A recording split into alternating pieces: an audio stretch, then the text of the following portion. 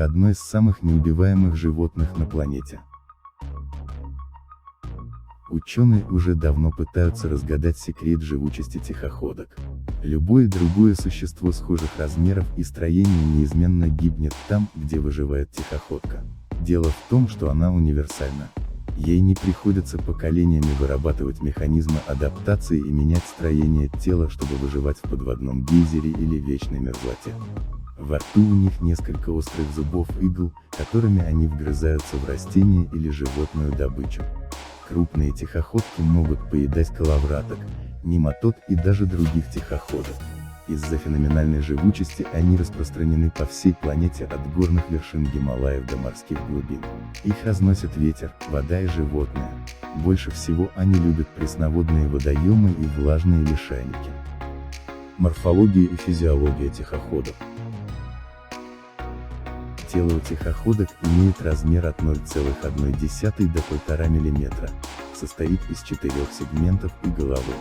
У них 4 пары коротких и толстых ног с одним разветвленным коготком на конце, причем последняя пара ног направлена назад. Передвигаются тихоходки со скоростью всего 2-3 мм в минуту. Тихоходки имеют пищеварительную, выделительную, нервную и половую системы, но кровеносной и дыхательной системы у них нет.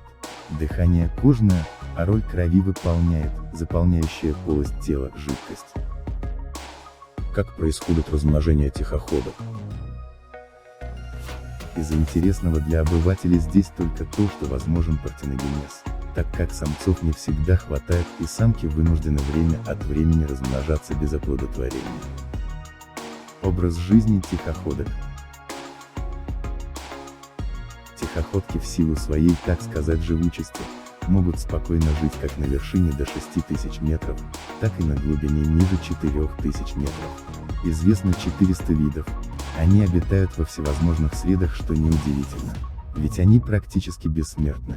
В литературе часто упоминается случай, когда мох, взятый из музея спустя приблизительно 120 лет хранения в сухом виде, поместили в воду, и через некоторое время на нем обнаружилось множество ползающих тихоходок. На самом деле в первоисточнике говорится, что одна особь стала подавать признаки жизни, но так и не ожила. По современным данным, тихоходки могут ожить после примерно десятка лет анабиоза. Выносливость тихоходок. Тихоходки привлекли внимание уже первых исследователей своей поразительной выносливости. Лазарос Паланцани, наблюдая оживление тихоходок после годового анабиоза, описал это явление как воскрешение из мертвых. При наступлении неблагоприятных условий они способны на годы впадать в состояние анабиоза, а при наступлении благоприятных условий довольно быстро оживать. Выживают тихоходки в основном за счет так называемого высушивания. При высыхании они втягивают в тело конечности, уменьшаются в объеме и принимают форму бочонка. Поверхность покрывается восковой оболочкой, которая препятствует испарению. При анабиозе их метаболизм падает до 0,01%, а содержание воды способно доходить до 1% от нормального. В состоянии анабиоза тихоходки выносят невероятные нагрузки. Тихоходок замораживали на 30 лет при температуре минус 20 градусов. Также их в течение 20 месяцев держали в жидком кислороде при минус 193 градуса. Они выживали. Тихоходки смогли выдержать 8-часовое охлаждение жидким гелием до минус 271 градуса и нагрев до 65 градусов в течение 10 часов. Температуру в 100 градусов по Цельсию они выдерживали в течение часа. Доза в 570 тысяч Б убивает примерно 50% облучаемых тихоходок. Для человека смертельная доза радиации составляет всего 500 Б. В эксперименте японских биофизиков спящих тихоходок помещали в герметичный пластиковый контейнер и погружали его в заполненную водой камеру высокого давления, постепенно доведя его до 6000 атмосфер. При этом неважно какой жидкостью был заполнен контейнер. Водой или нетоксичным слабым растворителем тетрауглеродом, результаты по выживаемости совпадали. Тихоходки научились переносить отсутствие кислорода. Их помещали в атмосферу из сероводорода и углекислого газа.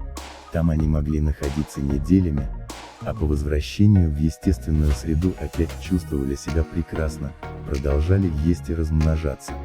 Пребывание тихоходок в космосе. Все тихоходки находились в состоянии анабиоза.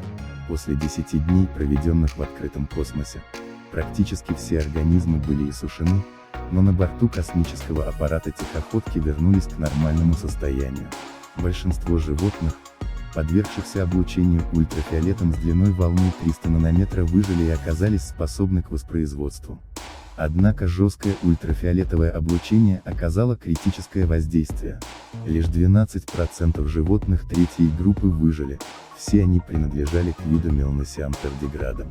Тем не менее выжившие смогли дать нормальное потомство. Хотя их плодовитость оказалась ниже, чем у контрольной группы, находившейся на Земле. Все животные из третьей группы погибли через несколько дней после возвращения на Землю. Зная ДНК тихоходок, мы сможем выяснить, как они сопротивляются экстремальным условиям, а затем использовать эти знания в биотехнологиях. Понимание, как тихоходки восстанавливают свою ДНК и защищают клетки от экстремальных воздействий, может привести к открытию новых технологий регенеративной медицины.